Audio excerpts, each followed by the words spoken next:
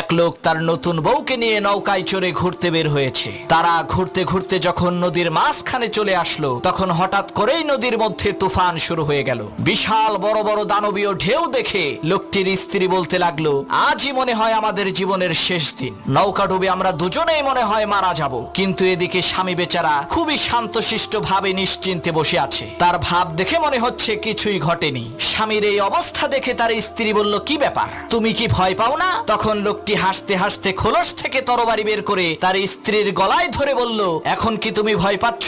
তখন তার স্ত্রী বলল, কি বোকার মতো কথা বলো, ভয় পাবো কেন? তরবারিটা তো তোমার হাতে, আর আমি জানি তুমি আমাকে অনেক ভালোবাসো। তখন সেই লোকটি বলল, ঠিক একই ভাবে এই ঝড় তুফান সবকিছুই আল্লাহর হাতে, আর আমি জানি আমার আল্লাহ আমাদেরকে অনেক ভালোবাসেন। আমার এই তরবারির নিচে তুমি যেমন নিরাপদ, ঠিক একই ভাবে মহান আল্লাহ তাআলার দেওয়া এই ঝড় তুফানের মাঝেও আমরা তেমনি নিরাপদ।